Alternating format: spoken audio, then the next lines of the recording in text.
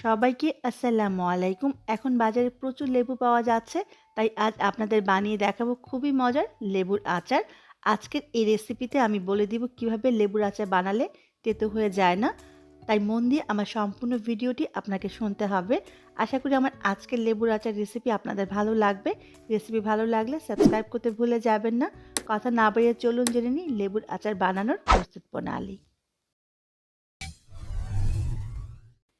লেবুর আচার বানানোর জন্য আজকে আমি এখানে 1 কেজি 300 গ্রাম লেবু নিয়েছি। লেবুটাকে খুব ভালো করে ধুয়ে নিয়েছি। ধুয়ে নেওয়ার পরে লেবুর উপরে যে পানিটা থাকবে সেই পানিটা এভাবে মুছে নিতে হবে। কারণ লেবুর আচার বানানোর সময় যদি লেবুতে পানি থাকে তাহলে আচারটা সারা বছর সংরক্ষণ করা যাবে না, খুব তাড়াতাড়ি নষ্ট হয়ে যাবে। সেজন্য পানিটা খুব ভালো করে মুছে নিতে হবে। আর চেষ্টা করবেন লেবুর আচার বানানোর জন্য এরকম সবুজ লেবু দিয়ে আচারটা বানানোর জন্য। এবার এই লেবুটাকে আমি কাটবো আচারের জন্য। কি করে কাটবো সেটাও আমি একটু দেখিয়ে দিচ্ছি। প্রথমে লেবুটা নিয়ে আমি 2 সাইডটা কেটে ফেলে দিব। তারপর লেবুটার ঠিক মাঝ বরাবর আমি কেটে নিব। এবার আরেকটা টুকরো করব। একটু খেয়াল করে দেখুন। এবার মাঝে যে সাদা অংশটা আছে এটা কিন্তু ফেলে দিতে হবে। এটা থাকলে কিন্তু আচারটা অনেক সময় তেতো হয়ে যায়। এটা ফেলে দেওয়ার পরে লেবুটাকে আমি 2টা টুকরা করে নিব। একটা লেবু থেকে আপনি 8 টুকরা করতে পারেন অথবা 12 টুকরা করতে পারেন। লেবুটার সাইজের উপর ডিপেন্ড করে আপনি টুকরাগুলো করবেন আপনার পছন্দ অনুযায়ী। আমি দেখিয়ে দিচ্ছি। অথবা আপনি এই টুকরা থেকে এরকম 3 টুকরাও করতে পারেন। মানে একটা লেবু থেকে আপনি 12 টুকরা অথবা 8 টুকরা করতে পারেন। ঠিক একইভাবে সবগুলো লেবু আমি কেটে নিয়েছি। এবার আচারের জন্য আমি একটা মশলা বানাবো। সেজন্য প্যানে দিয়ে দিলাম 5টা শুকনা মরিচ। দিয়ে দিচ্ছি 1 চা চামচ পরিমাণ জিরা। এবার দিয়ে দিব 2 টেবিল চামচ পরিমাণ 5 ফোড়ন, 1 টেবিল চামচ পরিমাণ সাদা সরিষা। আপনি চাইলে এখানে কালো সরিষাটাও ব্যবহার করতে পারেন। সেক্ষেত্রে 2 চা চামচ কালো সরিষা ব্যবহার করবেন, কারণ কালো সরিষাটা একটু ঝাঁঝালো হয়। এবার চুলার আঁচটা একেবারে কমিয়ে আমি মশলাগুলোকে চেলে নিব। চুলার আঁচটা বাড়িয়ে করতে যাবে না, এতে মশলাটা খুব সহজে পুড়ে যাবে। চুলার আঁচটা একেবারে কমিয়ে আমি 2 থেকে 3 মিনিটের মতো মশলাগুলোকে চেলে নিব। যখন সবগুলো মশলা ফুটতে শুরু করবে এবং খুব সুন্দর একটা অ্যারোমা বের হবে, তখন বুঝতে হবে মশলাটা আমার টালা হয়ে গেছে। আমার মশলাটা টালা হয়ে গেছে, এবার আমি উঠিয়ে নিব। খেয়াল করে দেখুন সামান্য একটু কালারটা কিন্তু চেঞ্জ হয়ে আসছে। এবার উঠিয়ে ঠান্ডা করে আমি মশলাগুলোকে গুঁড়ো করে নিয়েছি। একটু খেয়াল করে দেখুন মশলাটা কিন্তু আমি আধা ভাঙা করেছি, একেবারে গুঁড়ো করে ফেলিনি। আর লাগবে আমাদের রসুন। এখানে আমি বড় সাইজের একটা রসুনের কোয়া নিয়েছি। এখানে প্রায় 1/4 কাপের মতো রসুন আছে। আর লাগবে ভিনেগার। এখানে আমি 1/3 কাপ ভিনেগার নিয়ে নিয়েছি আজকে আচারের জন্য। এই ভিনেগারটা ব্যবহার করার জন্য আচারটা নষ্ট হয়ে যায় না, সারা বছর ভালো থাকে। যে কোনো মুদির দোকানে আপনি এই ভিনেগারটা বা সিরকাটা পেয়ে যাবেন। এবার এই ভিনেগার দিয়ে আমি রসুনটাকে ব্লেন্ড করে নিব। আপনি চাইলে পাটাও বেটে নিতে পারেন। আমি রসুন আর ভিনেগার একসাথে ব্লেন্ড করে নিয়েছি। কিছু রসুন এরকম আস্ত টুকরো আছে, এতে কোনো প্রবলেম নেই, খেতে ভালো লাগে।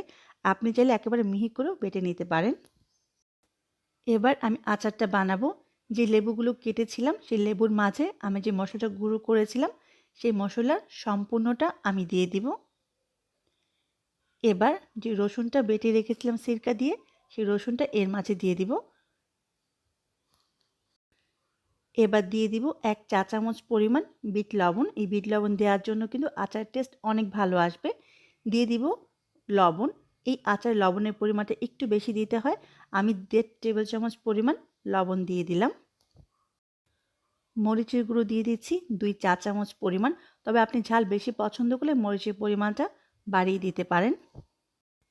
ধনে গুঁড়া দিয়ে দিব 2 চা চামচ পরিমাণ। এবার দিয়ে দিব 1 চা চামচ পরিমাণ হলুদের গুঁড়া। এই হলুদের গুঁড়া দেওয়ার জন্য আচারের কালারটা অনেক সুন্দর আসবে। দিয়ে দিচ্ছি 2 টেবিল চামচ পরিমাণ চিনি। সামান্য একটু চিনি দেওয়ার জন্য আচারের টেস্টটা অনেক বেড়ে যাবে। এবার সবগুলো উপকরণ একসাথে খুব ভালো করে মেখে নিব। লেবুগুলো মেখে নেওয়ার সময় কয়েক টুকরা লেবু এভাবে চেপে চেপে রসটা বের করে নেবেন। সবগুলো লেবু না, জাস্ট 2-3 টুকরা লেবু এভাবে চিপে রসটা বের করে নিলে আচারের টেস্ট অনেক ভালো আসে। লেবুর আচার কখনোই চুলায় দিতে যাবেন না। লেবুর আচার যদি চুলায় দিয়ে রান্না করেন তাহলে কিন্তু আচারটা তেতো হয়ে যাবে। চেষ্টা করবেন এভাবে আচারটা বানানোর জন্য, এতে লেবুর আচারটা তেতো হয়ে যায় না।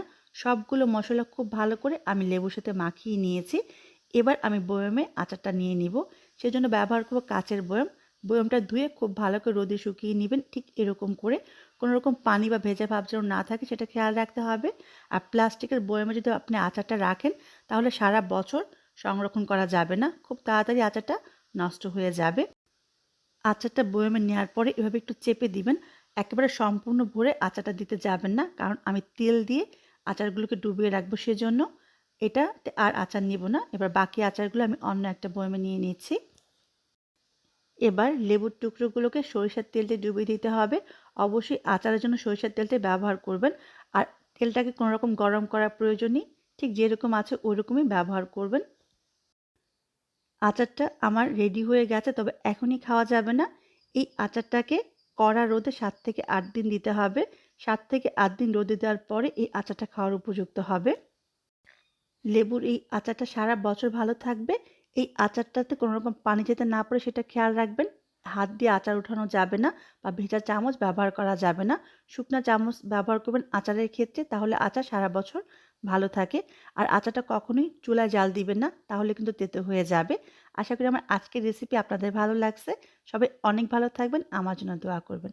আবারও দেখা হবে। আল্লাহ হাফেজ।